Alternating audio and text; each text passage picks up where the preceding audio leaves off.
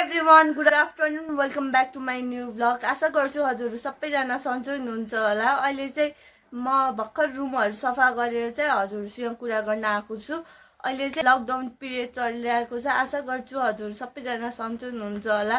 घरमै बसिराख्नु भएको छ होला, सेफली बसिराख्नु भएको छ होला।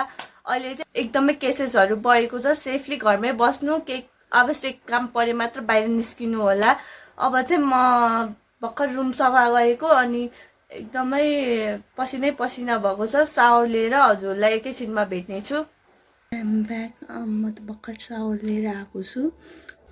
मोस्ट इम्पोर्टेन्ट चाहिँ अब सावर लिएपछि चाहिँ फेसको लागि चाहिँ हाम्रो फेसको लागि चाहिँ मोस्ट इम्पोर्टेन्ट चाहिँ हाम्रो मोइस्चराइजर जोन्सन्स बेबीको अल स्किन टाइपलाई हुन्छ यो मोइस्चराइजर चाहिँ म लाउन जाँदैछु। हाम्रो स्किनलाई हाइड्रेट गर्नको लागि चाहिँ मोस्ट इम्पोर्टेन्ट छ। समरको टाइममा मोइस्चराइजर लाउन चाहिँ मोस्ट इम्पोर्टेन्ट छ। स्किनलाई हाइड्रेट पनि गर्छ, स्किनलाई सफ्ट पनि बनाउनुको लागि चाहिँ मोइस्चराइजर मोस्ट इम्पोर्टेन्ट छ। त्यसपछि चाहिँ म सनस्क्रिन लाउन जाँदैछु, पपायाको सनस्क्रिन। यो सनस्क्रिन चाहिँ घरमा बस्दा र बाहिर जाँदा पनि मोस्ट इम्पोर्टेन्ट छ। घरमा बस्दा लाउन चाहिँ नबिर्सिनु होला, बाहिर जाँदा नि घरमा बस्दा पनि लाउन चाहिँ नबिर्सिनु होला सनस्क्रिन चाहिँ।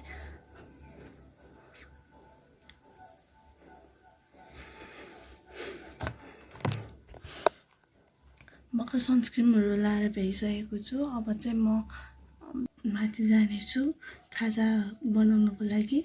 यहाँ चाहिँ रुचिका सुतिरहेको छ। म चाहिँ अब माथि जानेछु। म माथि ब्रेकफास्ट खान जान लागेको छु। हजुरलाई माथि नै गएर भेट्नेछु।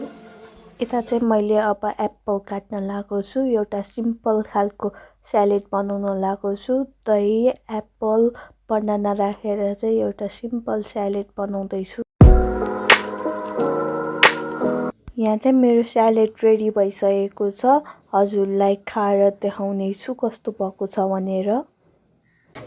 मैले स्याउ र केरा अनि गुलियो दही बनाएको छु, खान लागेको छु। फर्स्ट बाइट चाहिँ हजुरको लागि।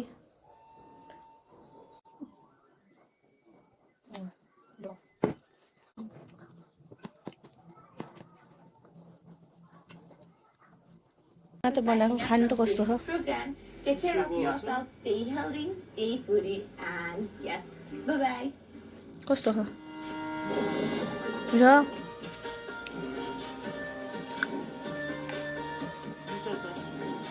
मम्मी हुनुहुन्छ अनि यहाँ चाहिँ मम्मीले टिभी हेरिराख्नु भएको छ। मम्मीले सलाद खाँदै हुनुहुन्छ। एकदमै मिठो भएको छ सलाद चाहिँ। हजुर पनि ट्राई गर्नु होला। दिउँसो एकदमै हेल्दी पनि हुन्छ। अब हजुरलाई खाएर एकैछिनमा भेट्नेछु। म चाहिँ अब यहाँ सुत्न लागेको छु। एकैछिन के अरे नुहाएर चाहिँ एकदमै फ्रेस भएर चाहिँ हल्का निन्दा लागेको छ। एकैछिन सुत्छु अनि हजुरलाई उठेर एकैछिन पछि भेट्नेछु। म चाहिँ भर्खर उठेर चाहिँ किचनमा आएको छु। यहाँ चाहिँ दुध बसालेको छु, हजुरलाई देखाउनेछु। यहाँ चाहिँ मम्मीहरूको लागि चिया भइसकेको छ। यता कपमा हालिसक्नु भएको छ। म चाहिँ यता दुध खान लागेको छु। अनि यता चाहिँ यो कुन रोटी हो यो मम्मी? यो चाहिँ अब कोदोको रोटी खान लागेको छु हामीले खाजा।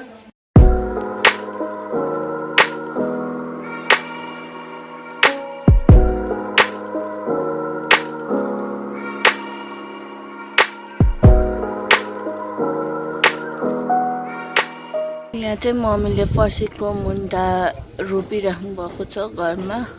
अहिले चाहिँ यत्रो ठुलो भइसकेको छ। त्यो पनि फर्सीको मुन्टा रोप्नु भएको छ। अनि यतापट्टि चाहिँ लसुन रोप्नु भएको छ, फ्लावर रोप्नु भएको छ।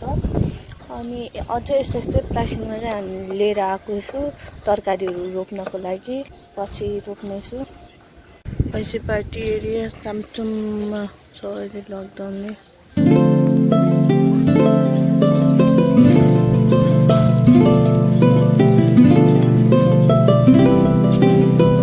यता चाहिँ मैले राति डिनरको लागि चाहिँ मम्मी र ड्याडीको लागि चाहिँ यहाँ सुक्खा रोटी बनाउँदैछु। यता चाहिँ मैले यहाँ चिकनको लागि चाहिँ मेथी र जिरा फुराइसकेपछि चाहिँ यहाँ प्याज फुराउँदैछु। रातो भइसकेको छ। अनि त्यसपछि चाहिँ यहाँ टमाटर हाल्दैछु। टमाटर हालिसकेपछि चाहिँ एकछिन चलाउनु होला। चलाइसकेपछि चाहिँ स्वादअनुसार नुन हाल्नु होला। अनि त्यसपछि चाहिँ एकछिन जति चलाउनु होला। चलाइसकेपछि चाहिँ यहाँ खुर्सानी हजुरले कति खानुहुन्छ त्यति हाल्नु होला। त्यसपछि चाहिँ यहाँ मसला हालिदिनु होला। मैले चाहिँ हाफ चम्चा जति मसला हालेको छु। त्यसपछि चाहिँ यसलाई मजाले चलाउनु होला। चलाइसकेपछि चाहिँ मैले अब यहाँ चिकन राखेको छु। चिकन चाहिँ मैले आधी किलो जति लिएर राखेको छु।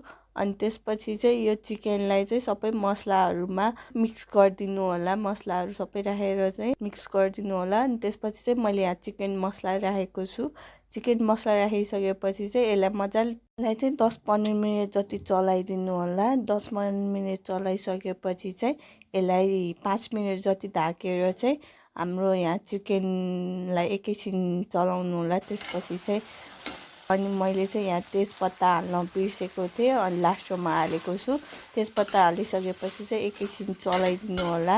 अनि यहाँ चाहिँ हाम्रो चिकन रेडी भइसकेको छ। सिम्पल रेसिपी हो। हजुरले पनि घरमा ट्राई गर्नु होला। चिकन चाहिँ एकदमै मिठो भएको थियो।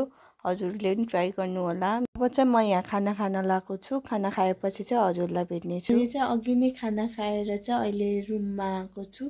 अब सुत्न लागेको छु। आजको भिडियो चाहिँ खासै केही इन्ट्रेस्टिङ पनि छैन। जस्ट घरकै हो। अहिले चाहिँ लकडाउन चलिरहेको छ। त्यस्तो इन्ट्रेस्टिङ भिडियो छैन। त्यही पनि भिडियो मन पर्यो भने चाहिँ लाइक र सब्सक्राइब गर्न नबिर्सनु होला। हजुरलाई नेक्स्ट भिडियोमा हजुरलाई भेट्नेछु।